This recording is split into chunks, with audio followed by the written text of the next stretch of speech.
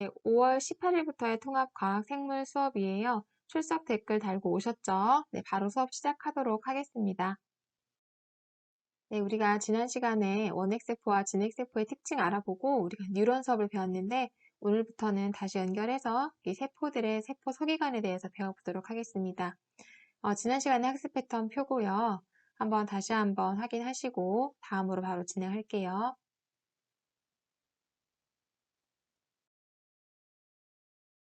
네, 가장 먼저 핵에 대해서 살펴볼게요. 핵은 구형 또는 타원형으로 세포 내에서 가장 크고 뚜렷하게 관찰되죠. 네, 그리고 핵은요, 우리 유전자의 본체인 DNA를 가지고 있어요. 그래서 세포 생명 활동의 중심이 됩니다. 핵은 세포 안에서 핵막으로 둘러싸여 있기 때문에 이 핵 바깥에 세포질과 구분이 되고 그 속에는 염색사와 인을 가지고 있습니다. 하나하나 살펴볼게요. 핵막인데요. 핵막은 여러분 그림에서 보듯이 막이 두 개로 이루어져 있어요. 요 막 하나가 인지질 이중층으로 이루어져 있거든요. 세포막은 인지질 배웠죠. 그런데 이중막이니까 이런 인지질이 네 개로 이루어져 있다고 하죠. 그래서 우리가 이거를 뭐 인지질 사중층이라고도 하나요 하는데 그런 말은 쓰지 않고요. 인지질 이중층이라고 하는 그 막이 두 개로 이루어져 있어서 이중막이다 이렇게 얘기를 합니다. 그리고 그 막을 경계로 해서 세포질과 분리가 되고요. 요 그림에서 보면 알겠지만 그 핵막이 일부가요. 이렇게 외부에 있는 어떤 특정한 세포 소개관과 연결이 되어 있는데 이거를 소포체라고 하고요. 잠시 뒤에 설명을 할 거예요. 그리고 이렇게 밖의 그 세포질과 핵은 분리가 되지만요. 핵공이라고 하는 이 핵막 사이의 공간들, 구멍을 통해서 세포질과 물질 교환이 이루어집니다. 여기 보면은 외막과 내막이 합쳐져 있고 사이사이 구멍들이 보이잖아요. 거기로 물질 교환이 이루어지는데 그 구멍 그냥 뻥 뚫린 구멍이 아니고요. 여기 보면은 이런 식으로 핵공 복합체라고 하는 단백질들이 이렇게 둘러싸여 있어가지고 구멍을 만들어요. 그래서 핵공을 통해서 물질 교환이 일어난다는 거. 그 다음 염색사라는 거는 DNA와 히스톤으로 구성되어 있는 건데요. 우리가 지금 육진경 선생님과 세포 분열을 뭐 배울 텐데 거기에서 염색사가 염색체로 응축한다고 하잖아요. 그 응축되기 전에 그 실처럼 이렇게 되어 있는 걸 염색사라고 합니다. 그 염색사는 DNA로만 이루어져 있는 게 아니라 약간 그 플러스를 띠고 있는 아미노산을 많이 함유해서 전체적으로 플러스를 띠고 있는 단백질과 DNA가 합쳐져 있는 구조인데요. 여기 이렇게 보면은 요 보라색이 히스톤 단백질이에요. 자세히 지금 알 필요는 없고요. 히스톤 단백질을 DNA가 이렇게 감고 있어요. 그 형태로 얘네가 어느 정도 이렇게 응축되어 있는데 요 자체를 우리가 염색사라고 합니다. 이 염색사가, 이 꼬여있는 염색사가 또 막 응축을 하면은 그제서야 염색체가 되는 거예요. 그래서 평소에는 실처럼 풀려 있으며 실처럼 풀려 있던 것 자체도 어느 일정 부분은 응축된 상태인 겁니다. 세포 분열할 때 더욱더 응축되어서 염색체로 보이게 됩니다. 그리고 인이라는 게 있는데요.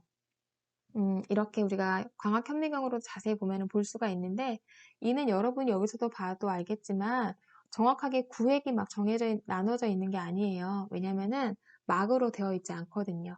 막으로 이루어져 있지 않고 그 속에 단백질들과 그 다음에 RNA들이 이렇게 존재해서 좀 이렇게 걔네들이 뭉쳐있기 때문에 이렇게 보이는 구조고요. 또 중요한 거는 분열이 시작하면은요. 인이 다 흩어져 버려가지고 분열기 때문에 이 인이란 형태를 볼 수 없게 됩니다. 그러면 인은 무슨 일을 하냐? 리보솜 합성에 관여한대요. 리보솜이 우리가 앞에서 원핵과 진핵의 차이 할 때 봤잖아요. 리보솜이 큰 대단위체와 작은 소단위체 이렇게 단위체 두 개로 이루어져 있다 그랬잖아요. 이 단위체들을 이렇게 완성하는 게 인이에요. 지금 인에서 완성된 이 대단위체랑 소단위체가 핵공을 통해 나가요. 밖에 나가서 세포질에서 대단위체와 소단위체가 서로 결합을 해서 리보솜이 완성이 되는 거죠. 이렇게 리보솜을 합성하는 장소가 인인데요. 그 인은 뭘로 이루어져 있냐? 단백질과 RNA로 이루어져 있다고 합니다. 예, 추가 설명을 조금 볼게요. 생체막이라고 하는 거는 인지질 이중층으로 이루어져 있는 막을 얘기하는데요. 보통 세포막과 세포 소기관이 다 이 생체막으로 이루어져 있습니다. 근데 이들을 단일막이냐 이중막이냐 막이 없냐로 나눌 수가 있는데요. 먼저 이중막인 걸 외워주는 게 좋아요. 이중막은 핵이랑 미토콘드리아, 엽록체입니다. 그 다음에 막으로 이루어져 있지 않은 게 인이고요. 그 다음에 앞으로 배우게 될 아까 소단일체, 대단일체 얘기했던 리보솜과 중심체가 막으로 이루어져 있지 않습니다. 그 외에 세포 수기관들은 단일막으로 이루어져 있어요. 인에 대해서 다시 한번 설명할게요. 인은 아까 리보솜의 합성 장소라고 했잖아요. 근데 리보솜의 각 단위체, 큰 단위체와 작은 단위체를 선생님 붙여놓고 그랬는데 큰 단위체와 작은 단위체를 합성하는 장소고 이 대단위체와 이 소단위체 그 두 개의 단위체는 핵공을 통해 세포줄로 빠져나간 다음에 단백질을 합성할 때 결합하여서 기능을 합니다. 그런데 여기서 R이라는 건 뭐냐면요.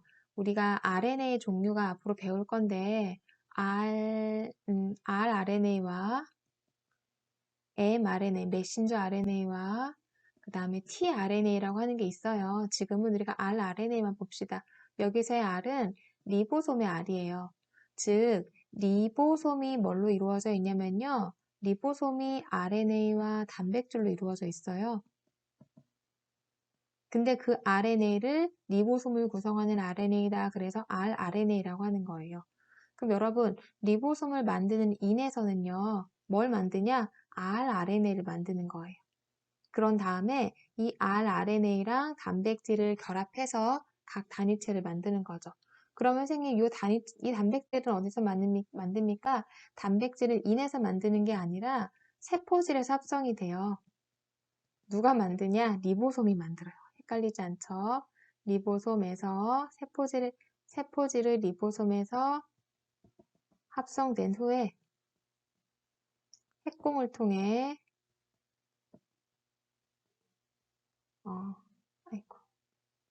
핵 안으로 이동합니다. 그러면 네, 밖에서 만든 단백질과 인이 직접 만든 rRNA를 결합해서 대단위체와 소단위체를 만들게 되는 거죠. 네, 탐구 자료로 핵이 얼마나 중요한 기능을 가지고 있는지 한 실험이 있는데요. 여기 A형 삭간말과 C형 삭간말이 있대요. 그래서 그런데 이 간 모양이 서로 이렇게 다르잖아요.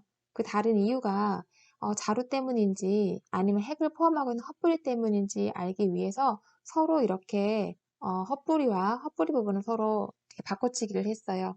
즉 얘는 C형 자루와 그 다음에 M형의 헛뿌리를 가지는데 위에 거는 M형의 자루를 가지는데 그 헛뿌리가 뿌리 부분이 지금 바뀌어서 C형 헛뿌리를 가지게 된 거죠. 그랬더니 어떤 갓이 만들어지나 봤더니 얘는 무슨 형이에요? 네, C형이 만들어졌고요. 얘는 M형의 갓이 만들어졌어요. 즉, 실제로 이렇게 결합되고 있는 자루가 중요한 게 아니라 그 속에 있는 핵이 중요하더라. 그래서 가세 형태는 헛뿌리에는 핵의 종류에 따라 결정된다. 굉장히 단순한 실험이고요.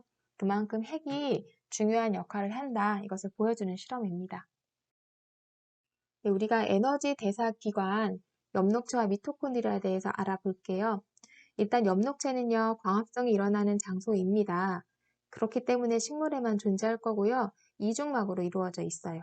그리고 틸라코이드와 스트로마로 이루어져 있다고 하는데요. 일단 이중막이라서요. 그림을 보면은 외막과 이렇게 내막이 존재하고요. 내부를 보면은 단일막에 납작한 원반 모양 이거를 뭐 동전 같다고 하는데 그 납작한 원반들이 이렇게 쌓여있는 형태를 보이는데요. 이 납작한 원반 하나하나를 틸라코이드라고 하고요. 얘가 틸라코이드라고 하고요. 그것들이 쌓인 형태를 우리가 그라나라고 합니다. 네, 여기는요. 실제 여기 칼라 그림을 보면은 엽록체가 전체적으로 초록색을 띠는 게 아니라 이 틸라코이드가 초록색을 띠고 있는 걸 보이죠? 그래서 이 틸라코이드, 즉 그라나에 광합성 색소가 존재해요. 네, 그리고 여기서는 뭐 ATP 합성에 관여하는 단백질들이 존재를 합니다. 요건 우리가 정확하게 광합성은요, 생명과학 2에서 조금 자세하게 다룰 거예요. 그래서 틸라코이드에서는 광합성 색소와 ATP 합성에 관여하는 단백질이 존재한다 그러는데, 선생님 광합성에서 ATP를 만드나요? 원래 세포 호흡에서 ATP를 만드는 게 아닌가요? 하는데, 광합성에서도 그 일부 과정에 ATP가 합성이 돼요. 그 ATP가 합성되는 그 일부 과정이 바로 이 스트로마에서, 아니죠. 다시요. ATP 합성되는 그 과정이 틸라코이드에서 일어납니다. 그리고 스트로마는요, 틸라코이드 외부에 이런 공간을 우리가 스트로마라고 해요. 스트로마에서는 포도당 합성이 일어나고요. 광합성이라고 하는 거는 이 틸라코이드에서 일어나는 반응과 이 색소가 있으니까 빛을 필요로 하는 이 반응과 스트로마에서 직접적으로 포도당을 합성하는 반응이 합쳐져서 모두 다 광합성이라고 해요. 그래서 우리가 이건 구분해 볼게요. 틸라코이드에서도 광합성이 일어나고요. 스트로마에서도 광합성이 일어나는데 틸라코이드에서 일어나는 반응은 우리가 명반응이라 그래요. 어렵지 않죠. 왜냐면은 광합성에 빛이 필요하니까. 빛을 우리가 흡수한다는 게 색소의 기능이잖아요. 즉 그래서 색소를 가지고 있는 틸라코이드에서 명반응이 일어나고요. 스트로마는 암반응이 일어난다고 하는데 이 암반응을 다른 말로 포도당 합성이라고 생각하면 될 것 같아요. 네, 그래서 우리가 이건 알아놓읍시다. 틸라코이드에서는 명반응이 일어나고 스트로마에서는 암반응이 일어난다. 명반응이 구체적이고 뭐고 암반응이 구체적으로 무엇인지 몰라도 명반응과 암반응이 일어나고 이 명반응, 암반응을 우리가 합쳐서 우리가 광합성이라고 한다. 네, 그리고요. 스트로마에는 또 뭐가 존재하냐면요. 자체 DNA가 존재하고요. 그 다음에 리보솜이 존재한대요. 그럼 그림 보면은요. 작게 점점점으로 표현되어 있는 게 리보솜이거든요. 그리고 여기 DNA가 보이죠. 작게 이렇게 확대해서 보면은 약간 원으로 이렇게 원형으로 이루어져 있는 DNA를 가지고 있습니다. 그런데 보니까 리보솜을 가지고 있는 그 리보솜이 원핵세포의 리보솜과 유사하대요. 어, 우리가 사실은 엽록체를 가지고 있는 세포는 그 세포 안에 엽록체가 있다는 거는요. 이 세포가 진핵세포라고 하는 거예요. 왜냐하면은요. 원핵세포에는요. 막성 세포 소기관이 없다 그랬죠. 막성 세포 소기관이 없어요. 그런데 엽록체 자체가 무려 이중막을 가진 막성 세포 소기관이기 때문에 엽록체를 가진 세포는 진핵세포예요. 그런데 그 속에 들어있는 원핵세포 안에 리보솜을 있는데 그 리보솜이 원핵세포의 리보솜과 조금 유사하대요. 이건 잠시 뒤에 다시 한번 설명하겠습니다. 네.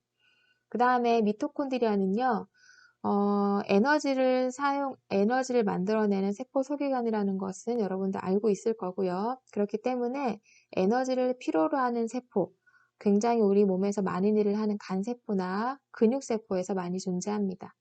미토콘드리아의 구조를 보면은요, 엽록체는 외막과 내막이 그냥 이렇게 붙어 있고 끝인데요. 미토콘드리아는 내막이 안쪽으로 이렇게 주름져 있어요. 그래서 우리가 그 주름진 형태를 크리스타 구조다 이렇게 얘기합니다. 내막이 이렇게 꾸불꾸불꾸불꾸불 이렇게 구부러져 있고 주름이 져 있는데 그 주름진 형태를 크리스타 구조라고 하고요. 미토콘드리아도 마찬가지로 단백질과 마찬가지로 DNA, 자기만의 DNA와 리보솜을 가지는데 이 미토콘드리아도 원핵세포의 리보솜과 유사한 리보솜을 가지고 있습니다. 옆에서 추가 설명인데요. 이건 여러분이 읽어보시고요. 추가 설명에서 색소체라는 거는요. 식물세포에서 색소를 가지고 있는 걸 얘기해요. 엽록체, 잡색체, 백색체 같은 게 있다고 하는데 엽록체는 엽록소를 가지는 그 세포 소기관을 엽록체라고 하고요. 엽록소 이외에 다른 색소를 가지는 세포 소기관들을 잡색체라고 합니다. 백색체는 색소가 없고요. 녹말이나 지방 등 양분을 저장하고 그런데 여러분 그러면요 색소가 없으니까 굳이 백색체라는 이름을 안 줘도 될 것 같은데 이 백색체의 특징은 햇빛을 받으면 엽록체나 잡색체가 되기도 한대요. 그래서 원래는 색소가 없었는데 햇빛을 받으면 색이 변하는 그런 세포 소기관을 우리가 백색체라고 합니다. 그래서 무 같은 게 이렇게 땅에 이렇게 물을 심어 놓으면은 햇빛에 노출되어 있는 이쪽은 약간 푸른빛을 띠고 녹색이죠. 녹색을 띠고 이 안쪽 햇빛을 받지 않는 곳은 흰색을 띠는 이유가 이 백색체가 존재하기 때문이에요. 네, 우리가 미토콘드리아와 엽록체를 살펴봤으면은 우리가 진핵생물 출현 가설에 대해서 우리가 배워야 되는데요. 이 진핵생물 출현 가설은 원시적인 세포는 아마 원핵이었을 것이다. 그런데 어떻게 현재의 진핵이 생겼을까 하는 과거에 일어났던 일들을 추측하면서 이제 주장한 가설들이에요. 그 중에서 가장 이제 핵심이 그 마굴리스라고 하는 학자가 주장한 세포 내 공생설인데요. 세포 내 공생설이란 뭐냐면은 예전에 아주 과거 원시 지구에서 독립적으로 생활하던 호기성 세균이 있었을 거고요.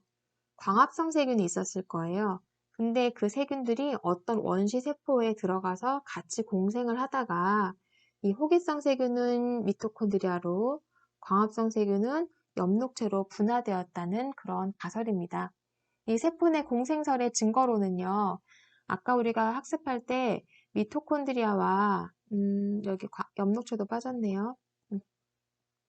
미토콘드리아와 엽록체가 자체 DNA와 리보솜을 가지고 있다 그랬잖아요. 근데 특히나 그 리보솜이 원핵세포와 유사하다 그랬잖아요. 그러니까 얘네가 원래도 혼자 살던 애들이 않았을까. 혼자 살던 애들이니까 걔네들도 뭐 DNA와 리보솜을 가지고 있었던 거예요. 그런데 같이 살다 보니 같이 살게 됐지만 자신이 원래 가지고 있던 자신만의 자체 DNA와 리보솜을 지금도 가지고 있는 게 아닐까 이렇게 해서 세포 공생설의 증거가 되고요. 또 이중막 구조를 가지고 있다는 것도 또 이것도 세포 내 공생설의 증거입니다. 왜냐면은 본인의 막이 있었고요. 그 다음에 세포 내로 함입을 하면서요. 이렇게 들어갔을 거 아니에요? 이렇게 들어가면서 결국 나중에는 네, 이거는 원래 이제 원시세포의 막이었고요. 그리고 요 막은 실제 요 세포, 공생하게 된 그 세균의 세포, 이런 식으로 해서 이중막을 가지고 있는 것 자체도 그, 세포 내 공생설의 증거다, 이렇게 얘기를 하죠. 이렇게 해서 세포 내 공생설로 우리가 설명할 수 있는 거는 그 엽록체와 그리고 미토콘드리아인데 그럼 그 외에 다른 세포 소기관들은 어떻게 설명하냐? 그거는 세포막 함입설, 즉 막 진화설로 설명을 해요. 무슨 말이냐? 세포가 있었는데 얘가 이렇게 함입해가지고 세포막이 막 함입하다 보니까 얘네가 뭐 소포체 같은 세포 소기관도 되고 나중에 배우겠지만 소포체랑 비슷한 막으로 이렇게 이루어져 있는 골지치도 만들어졌을 것이다. 그렇게 얘기를 해요. 근데 여기서 하나 우리가 이제 생각할 거는 핵은요. 핵도 마찬가지로 그 이중막 구조를 가지기 때문에 핵 자체도 세포 내 공생설의 증거가 아닐까 생각을 하는데요. 핵은 어떻게 설명하냐면요. 핵막이 어떻게 이렇게 그려볼게요. 그냥 세포막이 함입을 하는 거예요. 이렇게 세포막이 함입을 해서요. 안으로 함입을 했어요. 이렇게 네, 이 상태에서 여기가 툭툭툭툭 끊어져가지고 이게 하나의 핵이 됐다고 보는 거죠. 그래서 여기가 밖에가 외막, 안에가 내막 이렇게 돼서 핵이 만들어졌을 것이다 이렇게 주장을 해요. 그래서 진핵세포가 어떻게 만들어졌을까? 원핵세포에서, 원핵생물에서 어떻게 막을 이렇게 막성 세포 소기관을 가지는 진핵생물이 나타났냐 얘기를 할 때 두 가지, 세포막 함입설과 세포 내 공생설로 설명을 하는데 세포 내 공생설로 설명하는 것이 미토콘드리아와 엽록체다. 이거는 이게 맞고 이게 맞다가 아니라요. 두 개 다 맞는 거예요. 이 두 가지 과정을 거쳐서 핵이랑 소포체랑 골지체도 만들어지고 엽록체와 미토콘드리아도 만들어졌다는 겁니다. 네, 다음은 물질의 합성과 분해 및 이동에 관여하는 세포 소기관입니다. 먼저 소포체는 아까 핵막과 연결되어 있다고 했잖아요. 단일막 구조로 이루어져 있고 물질을 수송하거나 뭐 통로 역할을 하는 세포 소기관입니다. 소포체에는 크게 거친면 소포체와 매끈면 소포체가 있는데요. 거친면 소포체는 그 막 외부에 리보솜이 부착되어 있어요. 그래서 여기 그림 보면은요. 이 소포체가 이렇게 막으로 이루어져 있는 건데 여기 겉에 이렇게 리보솜이 이렇게 부착되어 있는 거는 거칠거칠하다 그래서 거친면 소포체라고 하고요. 그리고 리보솜이 부착되어 있지 않은 부분을 우리가 매끈면 소포체라고 하고 실제로 이렇게 조금 그 모양 자체는 다르게 생겼습니다. 그럼 거친면 스포츠에서는 어떤 일을 하냐? 단백질을 합성한다고 하는데요. 이걸 알기 위해서는 먼저 리보솜을 먼저 볼게요. 리보솜은 이렇게 대단위체와 소단위체라고 하는 두 개의 단위체로 이루어져 있고요. 아까 배웠었죠? rRNA와 단백질로 이루어져 있다. 그리고 막성 구조 기관이 아니다. 막성 세포 소기관이 아니고 인해서 합성된다고 배웠습니다. 리보솜은요, 핵에서 즉 DNA로부터 전달되는 정보에 따라서 단백질을 합성하는 기능을 가지고 있어요. 그리고 리보솜에는요, 크게 두 가지 결합 리보솜과 유리 리보솜이 있는데, 결합 리보솜은 어디에 붙어 있는 애냐? 얘가 바로 요 얘인 거야. 그 리보솜. 즉, 결합 리보솜은 여기 얘기가 없네요. 소포체에 결합되어 있다. 네, 소포체에 결합되어 있는 리보솜이고요. 유리 리보솜은 그냥 결합되어 있지 않고 세포가 이렇게 있으면요, 핵이 있고요. 소포체를 이렇게 그릴게요. 여기에 이렇게 붙어 있는 건 결합 리보솜인데 그냥 세포질에 이렇게 둥둥둥 떠다니는 거는 유리 리보솜이에요. 그럼 이 둘의 차이는 뭐냐? 리보솜 자체는 같지만 유리 리보솜은요, 세포질에서 쓰거나 아니면 혹은 세포 내에서 세포 소기관에서 쓸 단백질들을 합성합니다. 왜냐하면 이런 세포 소기관에서도요, 효소 같은 것들이, 즉, 여기 엽록체나 미토콘드리아 예를 들어보면은, 뭐 광합성이 일어나거나 세포업이 필요하려면은 효소가 엄청 많이 필요하거든요. 그 효소가 단백질로 이루어져 있잖아요. 즉, 그렇게 세포 내에서 쓸 단백질들은요, 이 유리 리보솜에서 합성하고요. 세포 밖으로 분비할 거예요. 세포 밖으로 분비하거나 혹은 이 세포막이 인지질 이중충으로 이루어져 있는데요. 이 세포막이 인지질 이중충으로 이루어져 있죠. 그런데 그 사이사이에 단백질이 이렇게 들어가 있거든요. 인지질 이중충으로 이루어져 있는데요. 그 사이사이에 단백질이 이렇게 포함되어 있어요. 그래서 세포막에 삽입되어야 될 단백질. 네. 그리고 혹은 세 번째요. 세포 소기관 중에서도 리소솜에 포함될 단백질을 합성하는 곳이 결합 리보솜입니다. 이걸 정리해서요. 결합 리보솜은 세 가지 기능을 하는 거예요. 기능의 단백질을 만드는 거예요. 첫 번째, 세포 밖으로 분비하거나 혹은 세포막에다가 집어넣거나 혹은 3번 리소솜. 리소솜 안에서 만드는, 리소솜 안에서 필요한 단백질들을 만드는 게 결합 리보솜에서 만드는 단백질들이고요. 그 외에 세포 안에서 그냥 쓰거나 그냥 밖에 내보내는 게 아니라 세포질이나 세포 안에 있는 세포 소기관에서 쓰는 것들은 유리 리보솜에서 합성하게 됩니다. 어려운 내용은 아니죠? 네. 그렇게 해서 결합 리보솜과 유리 리보솜의 차이점을 구별을 하시고요. 다시 소포체로 돌아올게요. 네, 소포체는 거친면 소포체가 있다 그랬고 매끈면 소포체가 있다 그랬는데 거친면 소포체에는 리보솜이 부착되어 있어요. 그러면은 이렇게 소포체가 이렇게 있는데요. 네. 이렇게 뭐 여기다 핵을 그려 놓을까요? 이렇게. 그럼 여기에 리보솜이 붙어 있단 말이에요. 대단위체, 후단위체를 같이 그려야 되겠죠. 그러면 단백질을 합성하는데 얘가 왜 소포체 속에 담겨져 있냐? 이렇게 만들어가지고 이 소포체 안으로 단백질을 가지고 들어와요. 네, 그러면은 소포체에서는요, 이 단백질들 다 만들어서 가지고 들어오면은 이 단백질을 가지고서는 저장도 했다가 운반할 수 있고 그런 기능을 하거든요. 그래서 리보솜에서 합성된 단백질을 운반하고 소낭에 담아서 골지체로 이동을 시킨다. 이런 식으로 리보솜에서 아미노산을 연결해가지고 단백질을 만들면요. 이 안에서 이동을 하다가요. 뭐 예를 들어서 네, 여기 이렇게 단백질을 만들어 놨어요. 그럼 여기를 뚝 끊어버려요. 그러면 이렇게 해가지고서는 어떤 작은 소낭에 단백질이 담겨져 있는데 우리가 이런 거를 이동소낭이라고 그래요. 그래 놓고 다음 단계로 이동을 시키는 거죠. 그 다음 단계가 누구냐? 그게 바로 골지체예요.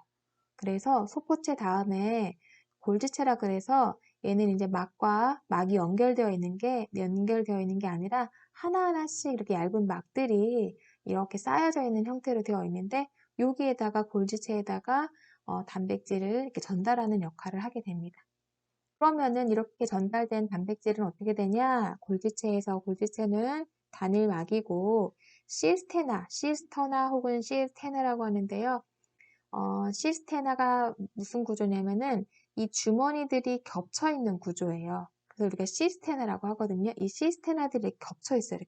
이렇게 겹쳐서 있는 구조를 가지고 있는데 얘네들은 물질을 변형하거나 저장하거나 분비하는 기능을 한다. 무슨 말이냐? 소포체로부터 운반된 단백질을 그 안에서 가공을 하는데 가공한다는 얘기는요. 단백질의 형태를 바꾸기도 하고요. 단백질에다가 막 당을 붙이기도 하거든요. 그 당 단백질을 만들기도 하고 이런 식으로 그냥 가공을 해서 막으로 둘러싼 다음에 얘도 마찬가지로 운반 소낭을 만들어서 세포 밖이나 세포의 다른 부위로 운반을 한대요.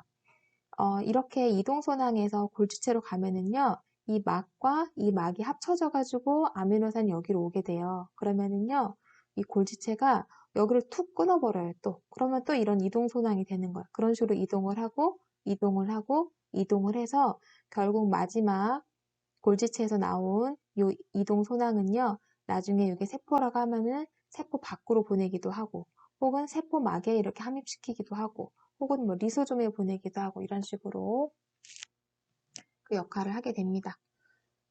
그래서 골지체는요, 어쨌든 단백질을 이렇게 소포체에서 받아가지고서는 세포 밖으로 주로 분비하는 기능을 하거든요. 그래서 어디에 많이 존재하냐면요, 여기 3H 나왔네요. 히응, 기억나죠?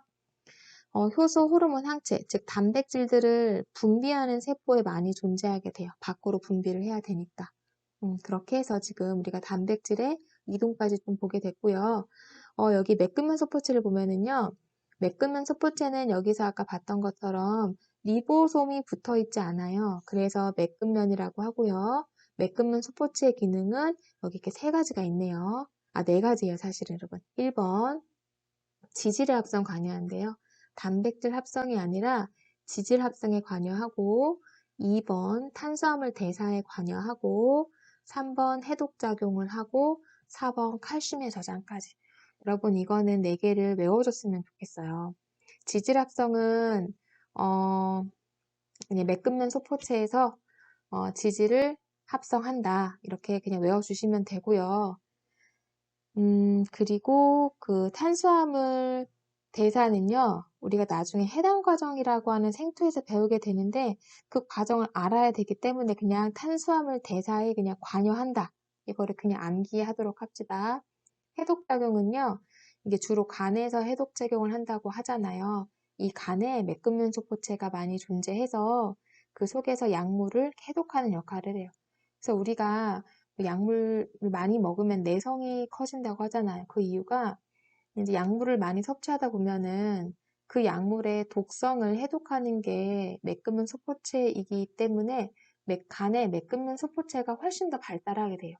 그럼 똑같은 약을 우리가 섭취했을 때 그 약이 우리가 그 성분이 우리 몸에서 뭐 효과를 나타내기 이전에 바로 매끈면 소포체가 많아서 해독이 돼버리는 거죠. 그래서 약물이 우리 몸에 잘 안 드는 그 내성이 생긴다고 하거든요. 그다음 칼슘의 저장은요. 우리가 아마 중간고사 시험 범위는 아닐 것 같은데 나중에 여기 근육에서요. 매끈면 소포체에서 칼슘을 저장한대요. 그냥. 그러다가 나중에 우리가 그 근육 배울 때 중요하게 배울 건데요. 근육이 자극을 받으면 칼슘을 그 스포츠 밖에서 이렇게 내보내거든요. 그럼 칼슘이 뭔가 근육이 수축하는 데 큰 역할을 해요. 그래서 나중에 근육 배울 때 다시 한번 설명을 하도록 할게요. 네. 그리고 이 지질합성에 대한 얘기가 이렇게 나와 있는데요. 여러분 혹시 소화를 외우면서 소장의 상피세포에서요. 모노글리세리드와 지방산을 흡수한다 그랬잖아요. 그런데 이 상피세포에서 다시 지방산이 합성된다고 했잖아요. 재합성이 일어난 다음에 지방의 형태로 이렇게 아니죠. 림프관을 따라 이동한다 그랬었죠. 혹시 기억나요, 여러분? 네, 여기 다시 그리면요. 이 림프관에, 확대해서 그리면은 여기에 사실 림프관이 있는 거죠. 이게 모세혈관이 있었고, 그 다음에 여기 하나하나가 세포가 있는데, 그 세포 안에서 일어난 일이에요. 그 세포 안에서 흡수는 모노글리세리드와 지방산으로 하는데, 요 안에서 다시 합성을 해가지고 얘를 갖다가 이 림프관을 통해서 이동을 시킨다고 했잖아요. 그러면 그 세포 안에서 이 합성이 일어나는 장소가 바로 매끈면 소포체라고요. 그래서 지방의 재합성이 일어나는 소장의 상피세포에 매끈면 소포체가 발달되어 있다. 그리고 혹시 우리가 지질 배우면서 그 뭐라고 했, 그 스테로이드 배우면서요. 그 지질 호르몬, 성 호르몬이나 뭐 이런 것들, 그런 것들이 스테로이드로 이루어져 있다고 했잖아요. 그 부신 겉질에서 스테로이드 호르몬이 나오거든요. 그 스테로이드 호르몬이 나오는데 그 스테로이드를 합성하는 곳도 매끈면 소포체래요. 그래서 요 부신 겉질에 대한 건 우리가 호르몬 배울 때 자세하게 할 거고, 여기서는 매끈면 소포체가 지질을 합성하는데 부신 겉질이란 곳에서 지용성 호르몬이라고 해요. 지질 성분의 스테로이드를 합성하는데 이게 스테로이드가요. 얘가 호르몬이에요. 그래서 거기서 부신 겉질에 매끈면 소포체가 발달되어 있고, 그 다음에 지방의 재합성이 일어나는 소장의 상피 세포에서도 매끈면 소포체가 그 일을 한다. 이렇게 알아놓으시면 될 것 같아요. 그리고 마지막 지금 리소좀 하나 나왔는데요. 그림 보면서 다시 한번 설명할게요. 네, 이 그림을 보면은 우리가 설명했던 게 조금 더 정리가 되는데요. 물질의 분비와 리소솜의 세포 내소화라고 나와 있는데, 일단 리소솜이 뭐냐면요. 여러분, 리보솜과 헷갈리면 안 돼요. 리보솜은 단백질을 합성하는 이렇게 막으로 이루어져 있지 않은, 네, 이런 세포 소개관이었고요. 리소솜은 막으로 이루어져 있는데요. 그 속에 가수분해 요소가 엄청 많대요. 무려 40여 종류 있다고 하는데, 뭔가를 분해하는 거예요. 그래서 세포 내 소화라 그래서 세포 내에서 외부에서 들어온 이물질을 분해하거나 혹은 내 세포인데 손상된 세포 소기관을 막 이렇게 소화시키는 부수는 역할을 하는 게 리소좀이에요. 근데 리소좀이 어디서 왔나 봤더니 골지체에서 유래했다 그래요. 일단 그림을 볼게요. 여기 핵막이 있고요. 핵막과 연결되어 있는 요게 소포체겠죠? 그리고 소포체에 막 붙어 있는 요게 뭐가 있어요? 네, 요게 바로 리보솜이죠. 리보솜에서 뭐를 만들겠어요? 네, 단백질을 만들어서 소포체 내에서 이렇게 단백질을 만드는 거예요. 근데 그런 것들이 소포체 안에서 이동을 하다가 이거 뚝 끊어져 나오면서 이렇게 수송낭이라고 하는데 이걸 다른 말로 이동소낭이라고 보면 돼요. 이동소낭을 거쳐서 어디로 간다 그랬죠? 네, 바로 이 골지체를 간다 그랬죠? 골지체에서 이동하고 이동하고 이동하고 이동해서 여기에 뚝 끊어지고 나가지고 이런 식으로 어떤 소낭이 생기는 건데요. 네, 여기서 얘가 만약에 이 안에 단백질은요, 세 가지 경로가 있다 그랬어요. 기억나요? 이, 뭐죠? 여기죠? 결합리보솜. 결합리보솜에서 만드는 단백질은요, 세 가지 목적이 있는데, 첫 번째 밖으로 나가거나, 두 번째 세포막으로 가거나, 세 번째 여기 리소솜에 갈 거라고 했잖아요. 그럼 첫 번째, 두 번째 일단 밖으로 나가는 거예요. 세포막에 가든지 밖으로 나가든지 아무튼 세포 안에서 나가는 거잖아요. 그럼 이렇게 분비소낭을 거쳐가지고 이 막 성분이나 세포막의 성분이랑 같기 때문에 쉽게 융합이 돼요. 융합해가지고 밖으로 나가기도 하고 세포막에 이렇게 삽입되기도 하는 거예요. 근데 그때 만들어진 요게 밖으로 나갈 단백질이 아니라 리소솜을 만들 리소솜 내에 있는 가수분해 효소를 만들었다고 치면은요, 나가지 않고요, 요 안에 가수분해 효소를 가지고 있는 소낭이 생겨버리는데 그 자체가 리소솜이 되는 거예요. 어렵지 않죠? 밖으로 나갈 단백질이 있으면 밖으로 나가면 되고요. 그 속에 리소솜 안에 존재하는 가수분해 요소들이 포함되어 있으면 걔가 리소솜이 되는 거예요. 그럼 리소솜은 어떤 역할을 하나 봤더니, 이렇게 밖에서 뭔가 외부에서 이 세포가 뭐를 먹었어요. 이렇게. 그럼 식포라 그래서 이 안으로 가지고 들어와가지고 뚝 잘라가지고 얘도 마찬가지로 조그만 소낭이거든요. 그럼 소낭이 리소솜이랑 합쳐지는 거예요. 그럼 그 속에 있던 많은 가수분해 효소가 얘를 이렇게 분해해버리는 거죠. 분해해서 남은 찌꺼기들은 밖으로 내보내기도 하고, 또 다르게는 리소솜이 자기 내부에 미토콘드리아나 엽록체 이런 것들이 막 다 고장내가지고 막 이렇게 얘가 더 이상 기능을 못한다. 그럼 그런 애들을 소화시켜요. 리소솜이 이렇게. 그래서 세포 내 소화를 담당하게 됩니다. 이때 글 한번 읽어볼게요. 리보솜이 단백질 합성하게 되면은 소포체로 이동하게 된다. 즉, 여기서 소포체 내로 단백질이 이동하기 때문에 이 리보솜은 결합 리보솜이 되겠죠. 그러면 소포체에서 있던 게 골지체로 갔다가 분비 순항을 거쳐서 밖으로 분비가 된다. 리소솜은 뭐냐? 리소솜은 똑같아요. 과정이요. 리보솜에서 단백질이 합성되는데 소포체에서 이동해서 골지체를 지나서 그 속에 있는 게 가수분해 효소를 포함하고 있어서 리소솜이 될 효소들이 있다. 그러면 그 자체가 이 분비순항이 아니라 리소솜이 되는 거예요. 그러면은 그 리소솜은 세포 내 소화작용을 해서 오래된 세포 소기관을 분해하거나 식세포 작용을 한다. 그래서 우리가 여기 리소솜이 골지체 유래라는 게 이해되죠.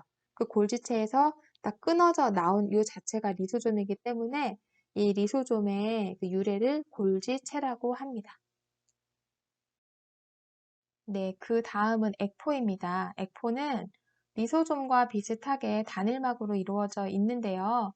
액포는 주로 식물에서만 주로 관찰이 된다고 해요. 특히나 그리고 식물에서 액포는 형태를 유지하는데 이 그림에서 보면 알듯이 이 식물 세포에 굉장히 많은 부분을 차지하고요. 그래서 형태를 유지하기도 하고 이 속에 이제 뭐 수분 같은 것들을 이렇게 저장하는 역할을 해서 그 수분 양이나 삼투압을 조절하기도 합니다. 그리고 또한 그 속에 노폐물이나 뭐 영양소나 이런 거, 독소나 이런 것들을 저장을 해서 그 포식자에게 독이 되거나 그 식물을 맛없게 하는 역할을 하는 게 그 액포 속의 물질이라고 해요. 네. 그리고 액포는 점점점 크기가 커지기 때문에 세포가 오래되면 오래될수록 액포가 점점 커져가지고 핵이 이렇게 막 이게 한쪽 세포의 중앙에 있는 게 아니라 한쪽 끝으로 밀려나기도 합니다. 네, 여러분 이번에는 세포를 지지하고 세포의 운동에 관여하는 세포 소기관들에 대해서 알아볼 건데요. 먼저 식물세포에 존재하는 세포벽에 대해서 알아볼게요. 세포벽은 주성분은 셀룰로스로 이루어져 있고요. 셀룰로스는 우리가 통합과학 시간에 다당류의 한 종류로 배웠었죠. 1차 벽과 2차 벽으로 구성되어 있습니다. 1차 벽은 어린 식물에 있는 얇고 유연한 세포벽을 얘기하는데요. 그 셀룰로스와 팩틴으로 이루어져 있어요. 그러니까 팩틴은 그 잼이나 뭐 젤리를 만들 때 쓰는 약간 점성이 있는 그 어떤 당류라고 하거든요. 그래서 아주 유연하게 늘어난다고 보면 될 수 있을 것 같아요. 1차 벽은. 그래서 어린 식물에는 2차 벽은 아직 없고요. 그 1차 벽이 셀룰로스와 팩틴으로 이루어져 있는 그 1차 벽이 점점점 늘어나서 충분히 성장을 하고 난 이후에 그 1차 벽과 세포막 사이에, 1차 벽과 세포막 사이에 두꺼운 2차 세포벽이 생기는 거예요. 그냥 우리가 1차 벽, 2차 벽 얘기하면은 1차 세포벽 바깥쪽에 2차 세포벽이 쌓이는 것 같지만 1차 세포벽이 생기고 여기가 세포막이거든요. 막에서 2차 세포벽 성분을 만들어서 이쪽으로 내보내면서 이 내부에, 즉 1차 세포벽 내부에 2차 세포벽 성분들이 쌓이게 됩니다. 2차 벽 성분이 뭐냐에 따라서 리그닌이면 뭐 목질화, 그 다음에 그게 수베린이면은 코르크막에 있죠. 그런 코르크화, 큐틴이면은 큐티클화라 그래서 얇게 매니큐어 칠하는 것처럼 그 세포에 그 방수층을 형성하게 되는 거거든요. 뭐 이건 크게 중요한 건 아니고요. 네, 그렇게 세포벽이 생긴다는 거. 세포벽의 기능으로는 당연히 세포를 보호하고 형태를 유지하겠죠. 식물질을 지탱하고, 그다음에 지나친 물의 흡수를 방지하겠죠. 왜냐하면 세포벽이 아주 무한정 커지지 않기 때문에 물에 무한정 그 굉장히 많은 양의 흡수를 방지하고, 그리고 세포벽의 특징 하나는요, 전투가성막이라고 하는 거예요. 그래서 세포 막은요, 우리가 선택적 투과성이 있다고 하거든요. 세포막은. 하지만 세포벽은 선택하는 게 아니라 그 세포벽을 통과할 수 있는 용질이라면 크기가 무조건 통과하는 전투가성을 가지고 있기 때문에 물질 출입은 조절할 수가 없습니다. 그런데 이제 식물세포가요, 세포 하나하나가 다 세포벽으로 딱딱한 세포벽으로 이루어져 있기 때문에 그럼 세포와 세포 간에 뭔가 물질 교환 같은 거, 물질 이동을 해야 될 필요성이 있거든요. 그럴 때는 원형질 연락사라고 하는 구멍을 통해서 이렇게 이동을 해요.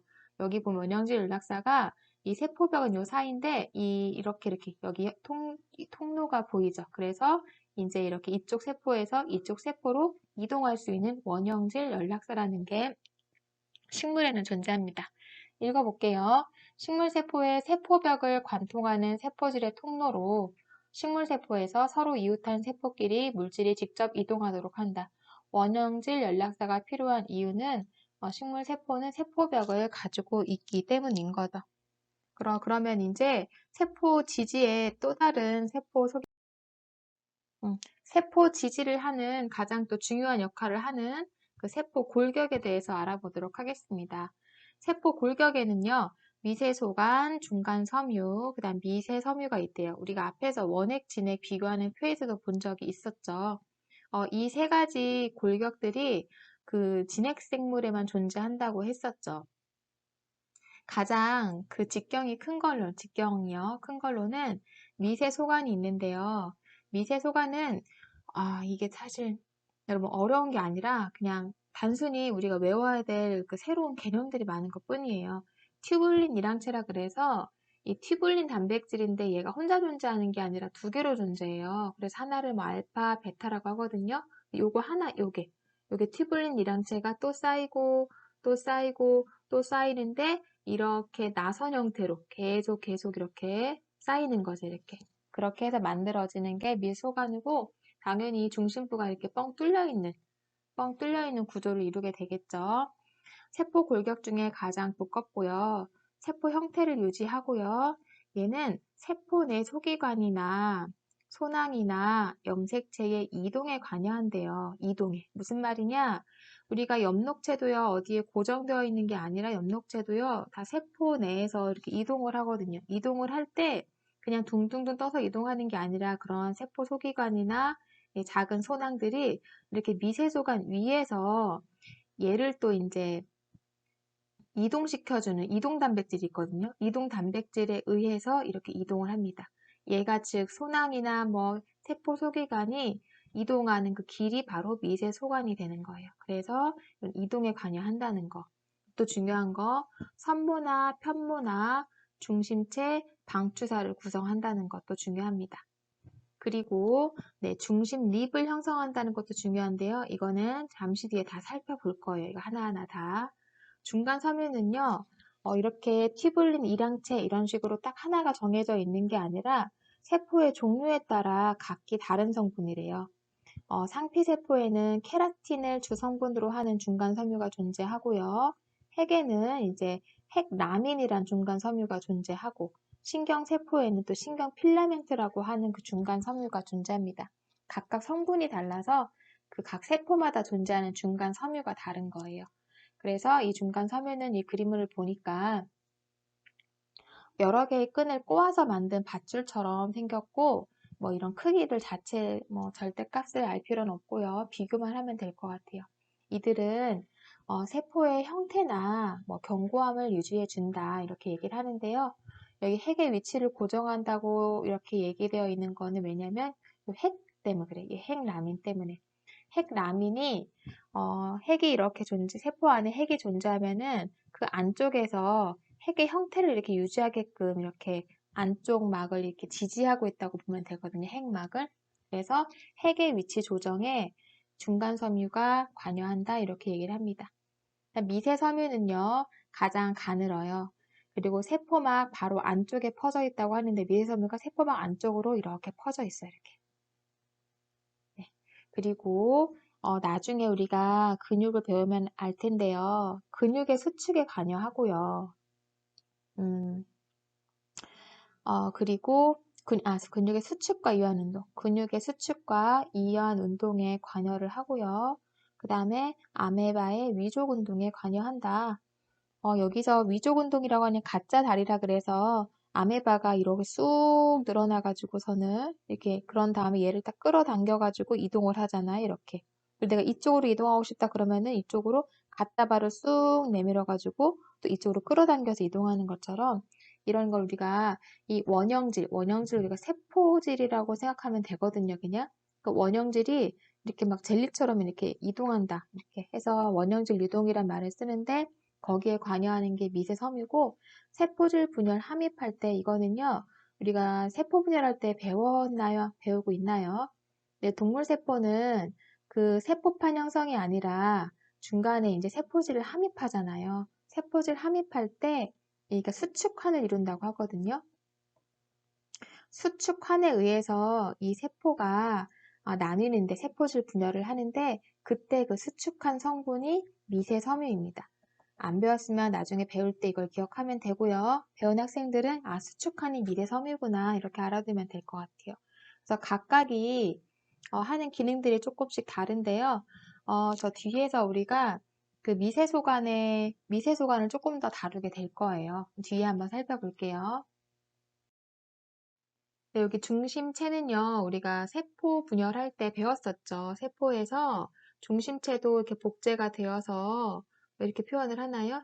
여기가 나중에 성상체로 바뀐 다음에 여기에서 방추사가 이렇게 나와서 염색체에 동원체에 달라붙어서 이렇게 염색체, 염색 분체 뭐 분리를 한다 하는데 거기서는 또 우리가 이걸 배우면 우리가 방금 배웠던 미세소원으로 이루어져 있거든요. 결국은 중심체가요. 오늘 시간이 너무 또 많이 되어서 중심체랑 산모랑 선모 이런 개념들은 다음 시간에 한꺼번에 묶어서 정리를 하도록 할게요. 여러분 오늘 내용은요. 굉장히 어렵진 않았는데 굉장히 나열식으로 해서 굉장히 개념 정리가 필요한 부분이에요. 꼭 반드시 그냥 막연하게 이제 보지 말고 내가 손으로 적어가면서 한번 내용 정리를 하고요. 그다음에 중간고사에 대한 압박이 조금씩 시작될 텐데 가장 좋은 건 개념 정리를 기본으로 한 다음에 문제풀이도 조금 해주는 게 좋아요. 그래야 내가 실제 얼마나 알고 있는지를 이제 테스트할 수 있으니까요. 가장 좋은 건 우리가 생명과학 원 같은 경우는 시중에도 많은 문제집이 있는데 어쨌든 수능 기출문제가 가장 좋으니까 수능 기출문제 한번 문제집을 사서 풀어도 되고요. 아니면 기출문제는 인터넷에서 뭐 EBSI에 들어가면은 또 많이 탑재되어 있으니까 해설도 자세하게 나와 있고요. 해당 부분을 한번 찾아서 풀어보는 것도 굉장히 학습에 도움이 될 것 같습니다. 네, 오늘도 수업 수고하셨고요. 다음 주에는 세포 소기관을 이제 마무리하는 시간을 갖도록 할게요. 수업에 대한 질문은 바이오 민 네이버 메일로 보내주시기 바랍니다. 수고하셨습니다.